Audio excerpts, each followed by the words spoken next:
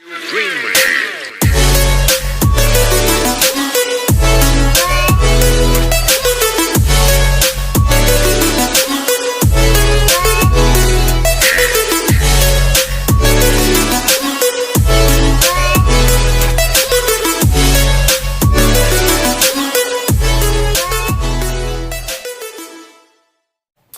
everyone, thanks for watching again. It's Dr. G with MG Lifestyle Solutions, Lifestyle Reviews.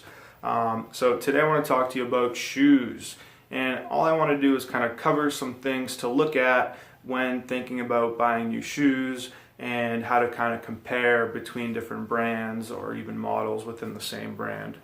When I'm looking at shoes, there are a handful of things that I assess before purchasing. And I mean in terms of the functionality of the shoe. We'll forget about price and color and design.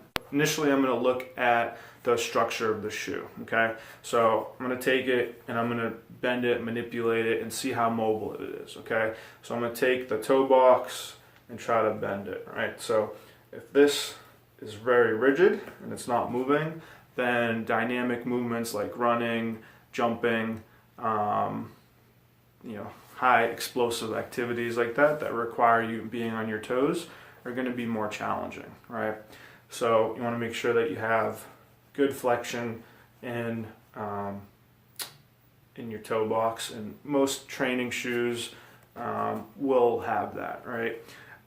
Then next thing I do is I look at the midfoot. Okay, so whether or not you need support there, that's going to vary between individuals. For me, I'm fairly neutral, so I'm not too concerned about how much arch support or midfoot support I have in my shoe. So I take it and I try to bend it and manipulate it that way. This shoe's pretty rigid. Then if I were to take an old pair of Innovates that I have, this shoe, you can twist it, bend it in all directions, and there's really no support or structure there. So a little bit of difference. And then, personally, I don't have a shoe that's very restrictive, but there could be shoes where, there's absolutely no motion here, and that tells you that either there's just a lot of, support through the sole, or there's actually good buildup of material to give you structural support of that arch and to restrict any excessive pronation that your foot may go through. Okay, next I look at the heel. So how much structure and support is there around the heel? Does the shoe kind of have an indent for a cup for the heel to kind of cup it and support that heel? Is it pretty flat? Is there structure on the outside here? So again, these Nikes, pretty good structure. I also bought a pair of the Reebok Speeds just to compare. These definitely have a much more rigid heel cup, but again, toe box is mobile, and I'd say the midfoot rigidity is equal on both. All right, then I look at the toe box again, but in terms of width. Are my toes going to be scrunched together, or can they be a little bit more relaxed and open, giving you a wider base, which can help for balance and single limb kind of activities, versus I used to wear, again, a pair of Innovates that were, a little bit more narrow throughout the toes, so, smaller base, a little less stable. And again, comparing between the Nikes and the Reeboks, I found that the Nikes here were a little wider, giving my toes a little bit more room to breathe and kind of grab the floor. Last two things that I look at personally are the rise, so the difference in height from the front of the shoe to the heel. Okay, so personally I like something that's fairly flat. Again, if you look at the old Innovates that I used to wear, there's really pretty much no change. Okay, and then if you look at the Metcons from here to the heel, I think you're looking at a couple millimeter rise, but overall not a big difference.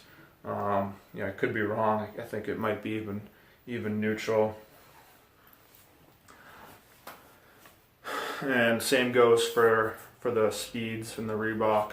Not a huge difference between the front and the heel. Again, maybe a 2 or 4 millimeter rise there. And then the last thing is just the overall cushion material. So I mean, these are pretty firm. Not too much cushion between the sole and the insert here. You can even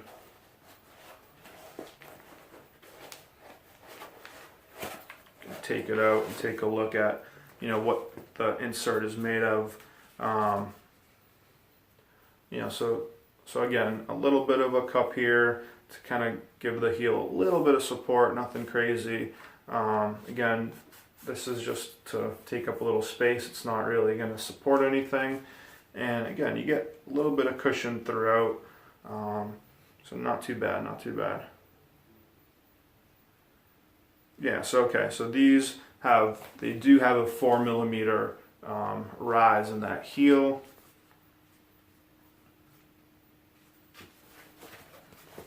And once you take the insert out, it's pretty much right down to the sole of the shoe.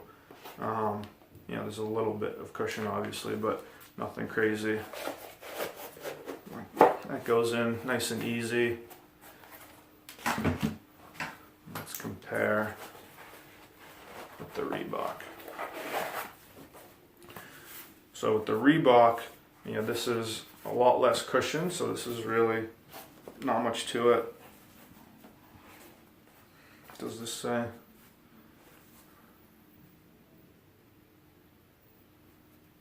This doesn't tell me if there's a rise, but they look pretty similar, so I'm going to go with this is also probably a 4 millimeter rise.